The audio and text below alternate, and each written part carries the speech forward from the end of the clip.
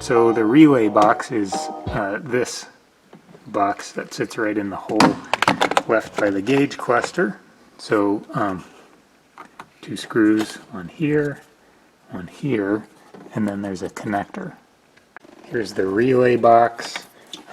They at least gave you enough cable to pull it out a little bit so you can unclip the connectors and get to the box. There's the box without the connectors. They're really easy to get off. They just have little clips that you undo. Mine's the B. As of this taping, I think they're up to E when they went to one of the later versions. My car's a 05, so I don't have the daytime running lights, but I think the later ones have the daytime running lights. So let's pop this box open, take a look inside. There's the PCA, the printed circuit board assembly with the relays. 5 little relays, 2 big relays, and they're just through-hole solder. So what I'll do is, I think I bought a kit from Atlanta. I'm not going to be able to remember the name, but it's a firm in Atlanta that sells a kit that replaces all the relays. So I'll desolder and remove all of these relays and replace them all, and then reverse the operation to put everything back together. A big part of this job is removing the relays from the old board. So I'm going to first try and replace or repair the module, replace the relays off of the old board before buying a new one.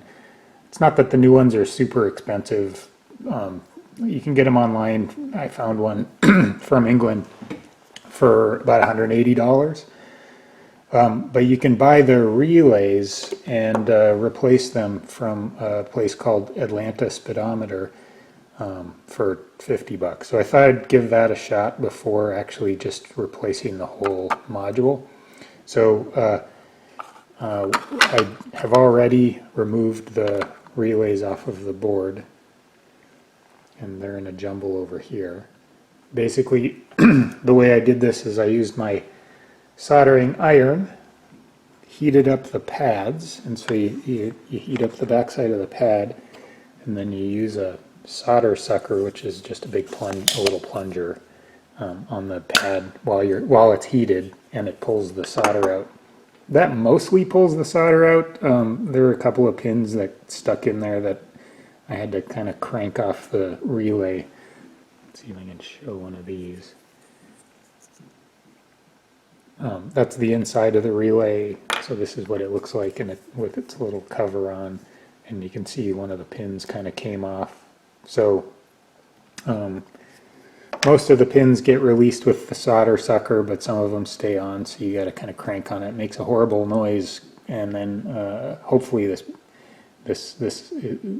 didn't damage anything on the board. I don't think so.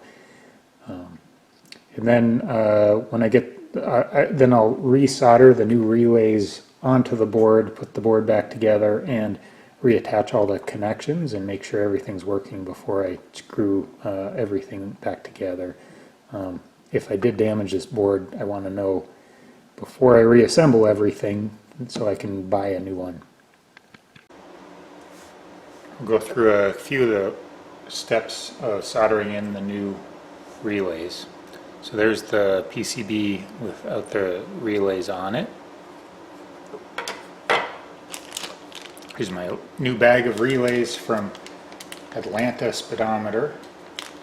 They're not the same brand, but they're the same relay specs. So there are 5 of these little guys.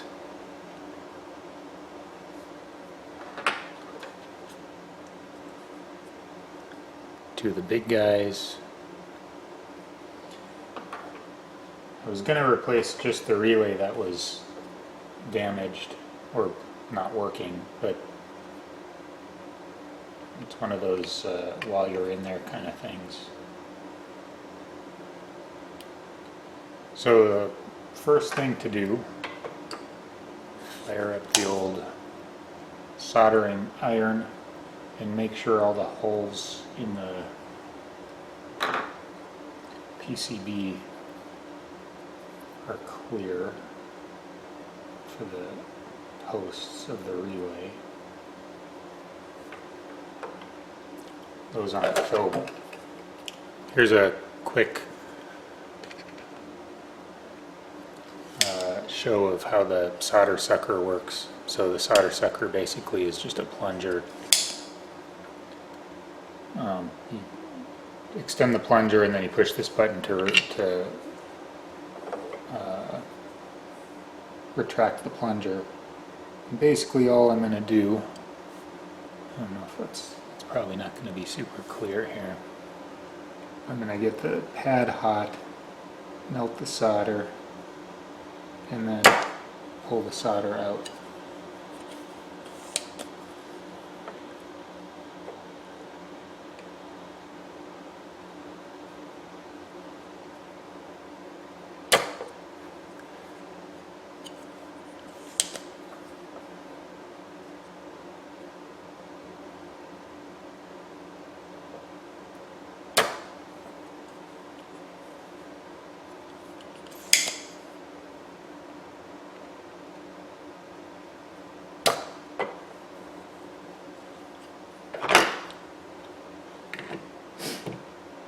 And then let's see if that worked. Oh, there we go. So now that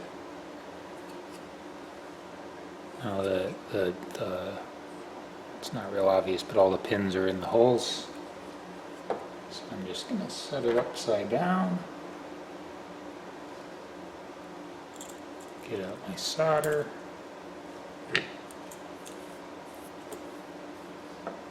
And just heat up pad and the pin. Get a little solder on it.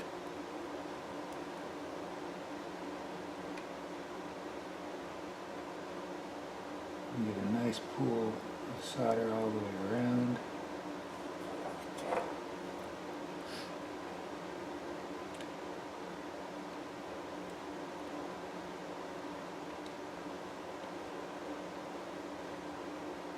Just make sure that the entire pad is filled with a pool of solder.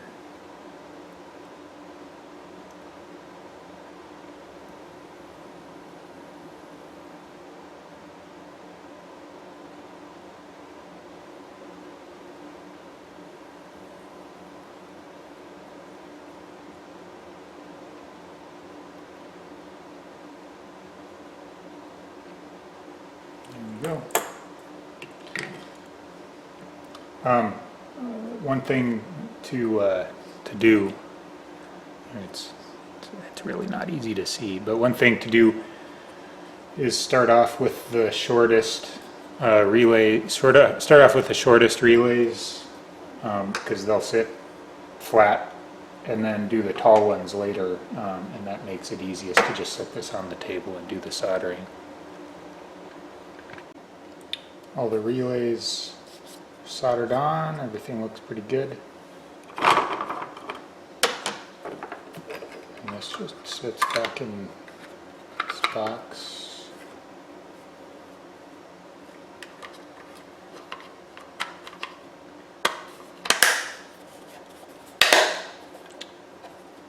Let's plug it back in.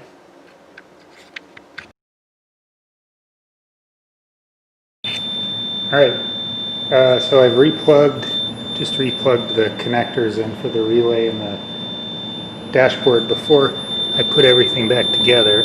So let's turn the lights on and see if I get my headlights here.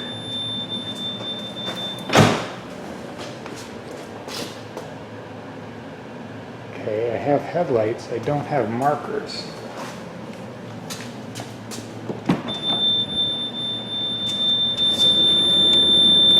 Wonderful. I can hear it clicking. But it's not coming on. It's been 2 weeks since the last part of this video, and what I've been doing is waiting for the switch pack, the new switch pack to come in the mail, so it took a couple of weeks. Getting packaging from Lotus is always hilarious. It's just packed in paper confetti and bubble wrap, and then the box is in just a baggie. It's pretty funny. It's like somebody just sends you a box on eBay. But anyway, there's the new switch pack is here, finally. Alright, so what I'm going to do now is the battery's disconnected. I'm going to plug the switch pack into its connector. I'm not going to hook everything up yet, and just see if the lights will come on. So I've got it set up so everything is just kind of dangling here.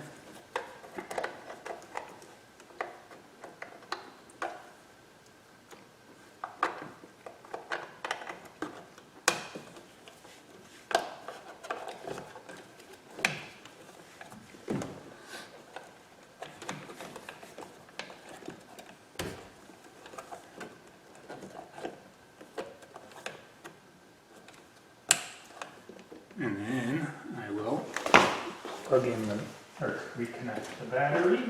Shouldn't have to turn on the ignition. Let's see if the lights come on. The lights, and things sound good.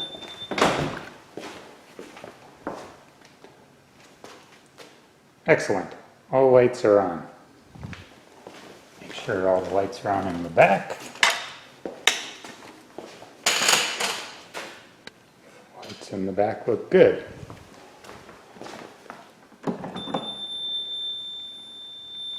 Okay, high beams,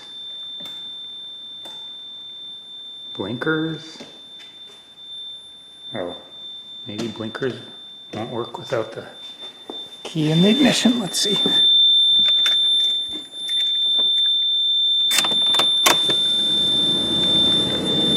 Okay, blinkers.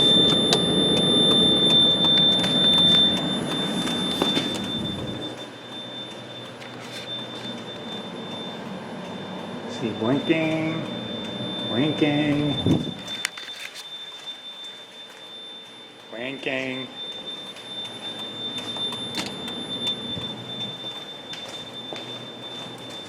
Blinking,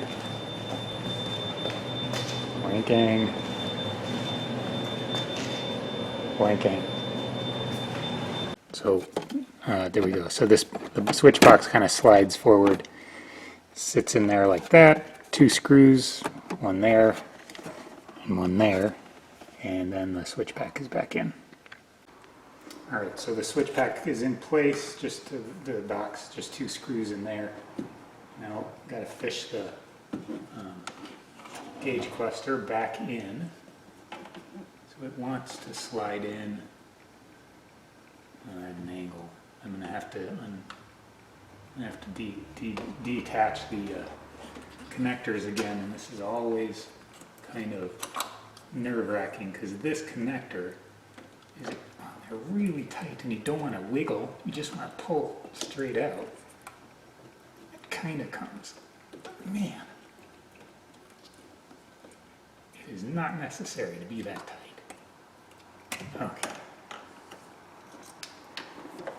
Okay, so in order to get the gauge cluster in, kind of get it behind here.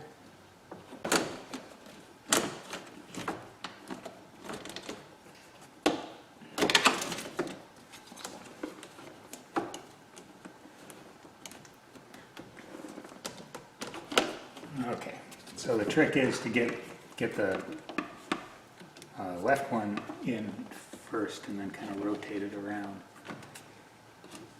Man, an uncomfortable job because this thing is just really feels fragile. Alright, plug these guys back in.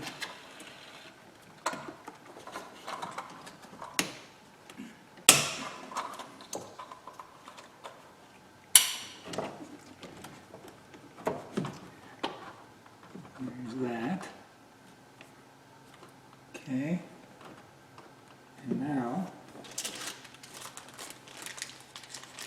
4 screws. Screw the gauge cluster to the dashboard.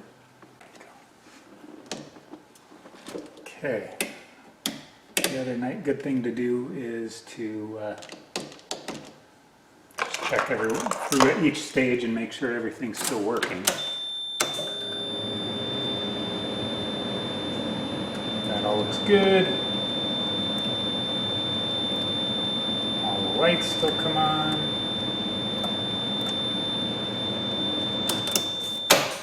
Okay.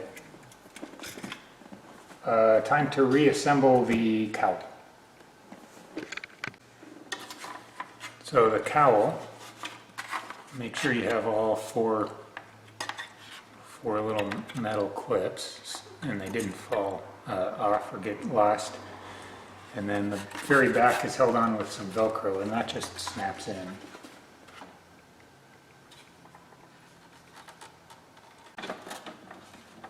There we go.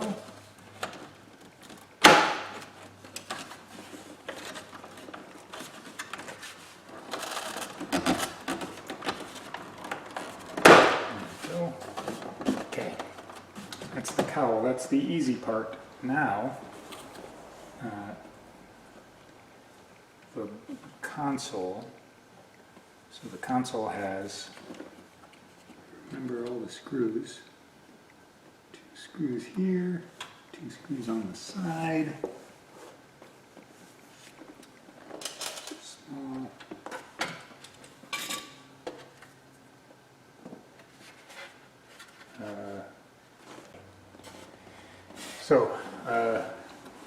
Don't forget the trip odometer connector.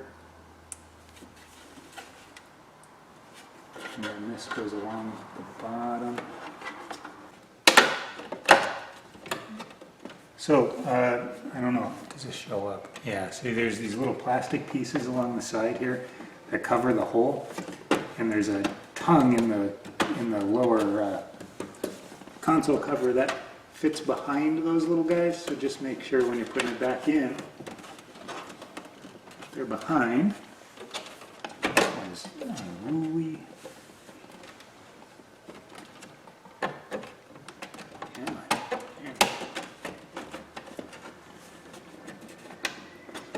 Okay. And then the other trick is that this rubber gaiter for the gauges should fit in this slot. And you could spend your entire life making sure that that gaiter is not folded onto itself.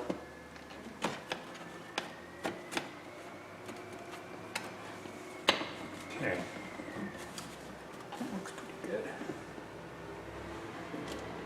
Let's see if the holes are lined up. Okay.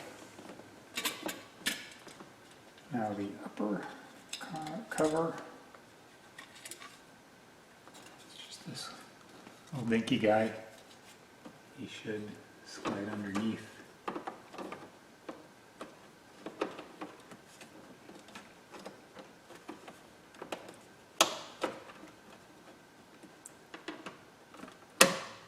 There. Now the trick with this guy is, again, getting the little rubber gaiter in place.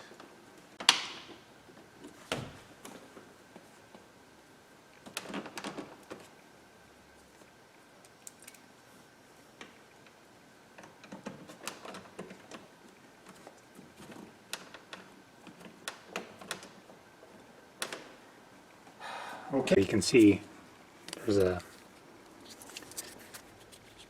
little key right there. It's a little raised portion. And then there's a little slot at the very top of the ignition module, and this actually just pushes in to that.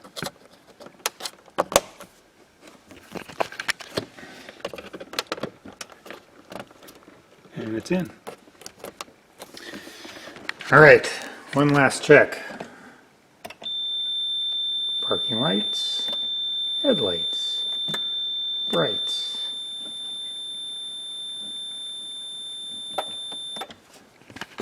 Let's put the key in.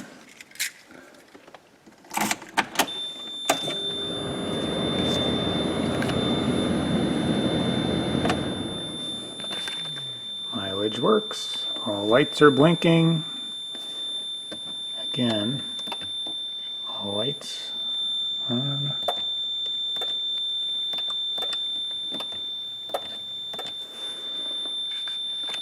All right, job done. So to recap, 3.5 weeks ago, I came home from a dusk drive, had a headlight out. I checked the fuses, wasn't the fuses, ordered a bulb. Replaced the bulb, wasn't the bulb, it was the relays. Desoldered the relays, ordered new relays, resoldered the new relays. I had broken the relay board. Ordered the board, waited 2 weeks to come from England. It took about 10 minutes to reassemble everything, and now the lights are back on. Hopefully, some of these stages of assembly and replacement are useful.